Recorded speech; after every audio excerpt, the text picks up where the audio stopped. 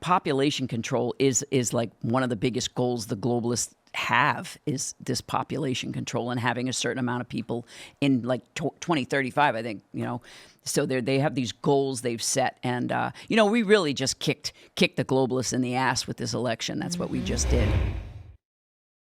The technology we have is predicated upon a population size. Right. So if you take the smartest person in the world right now, let's say Phil, you're a capable guy. If you were in the middle of the woods and all humans were gone, what could you build? Could you build a computer? No. Nope. But okay, well, hold on. Let's something. I build a fire.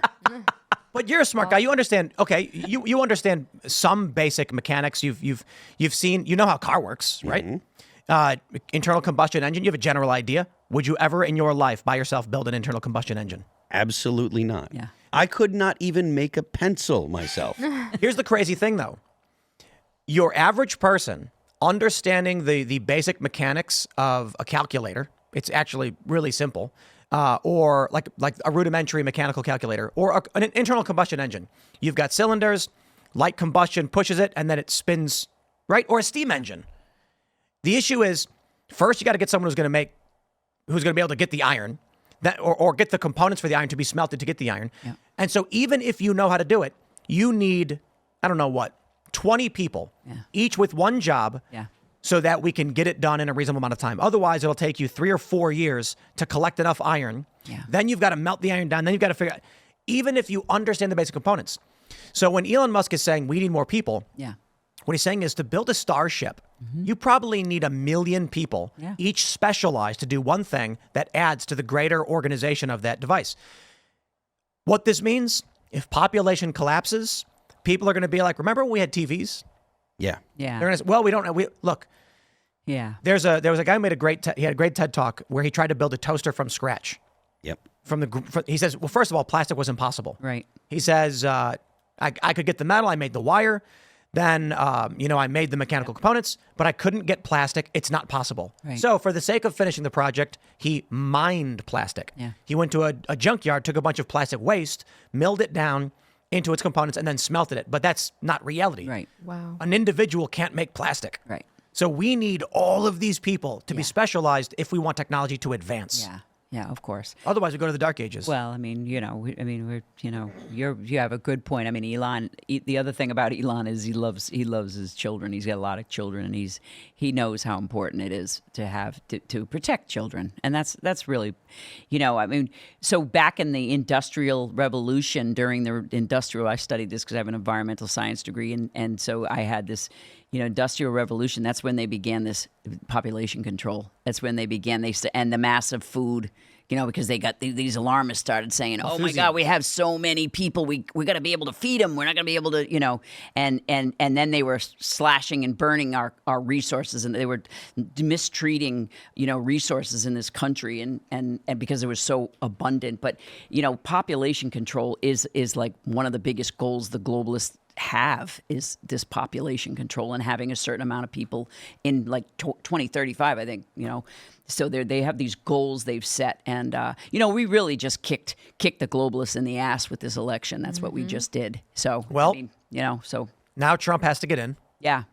Yeah. And, it's only just begun. Yeah. The first time around, he was surrounded by swamp monsters, and much to oh god, a lot of his mistakes. He was very naive. Yeah. He thought he was president. Yeah. He thought he had the authority, and he thought he'd negotiate. And they said, "Sure thing, Trump." And then they went after him with everything they had. Yeah, no, it's sad. Yeah. It's sad. And it's money. Yeah, So much of it is money. People Yeah. want their contracts. They want their big offices. They want so many employees who are under them. It's follow the rules. And it's interesting because today I'm here in my personal capacity, not talking on behalf of the government or my agency. I've been with the federal government more than 20 years, and I never saw the corruption like I see it now because I witnessed it firsthand.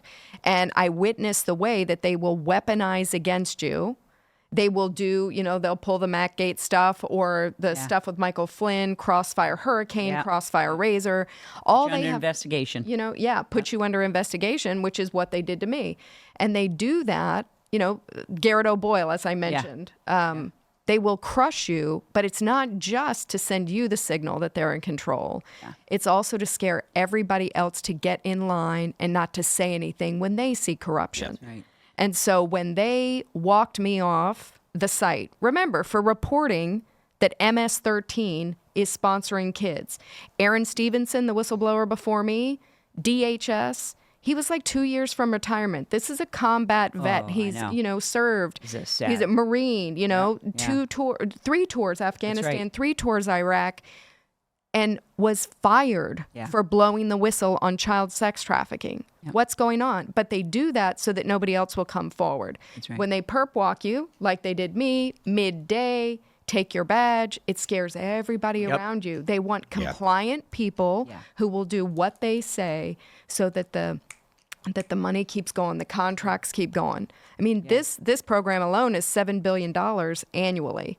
And so it's so much money flowing such back a and lot of forth. money. It's And people are making a lot of money off these contracts.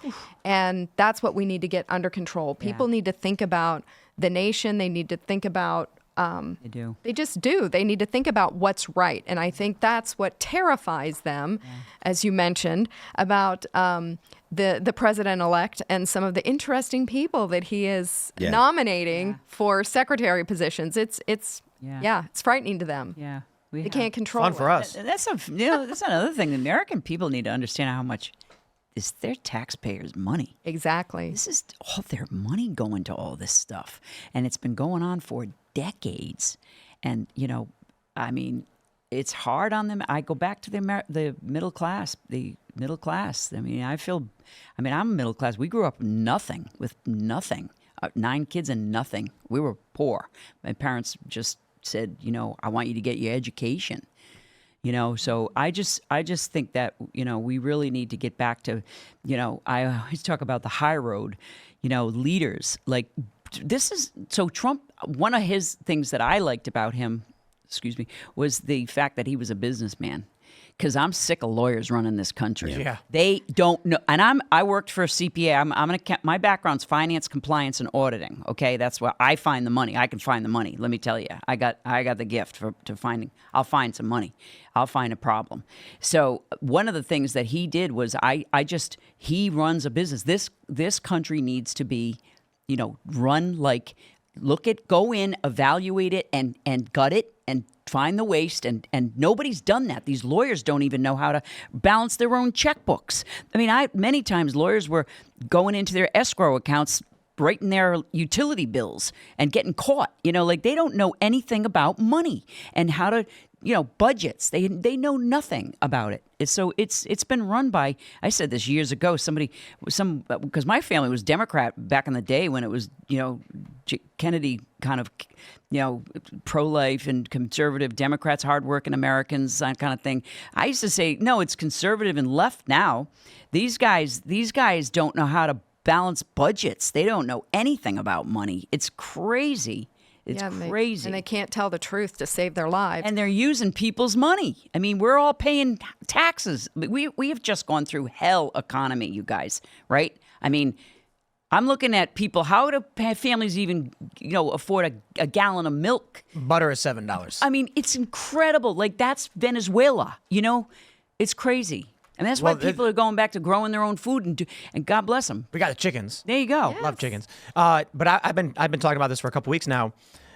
Joe Scarborough on MSNBC made a comment about how someone told him butter was $3, and he was like, "Oh, okay, sure." He's like, "Trump's going to win because butter's over $3." And he's like, "I'm thinking to myself, well, whatever." But I said, "Good point." And then Micah goes, "It's $7." He goes, "What?" She goes, "Butter is $7." He's out of it. And then he goes, "What is it, framed in gold?" Go to the grocery store right now by us.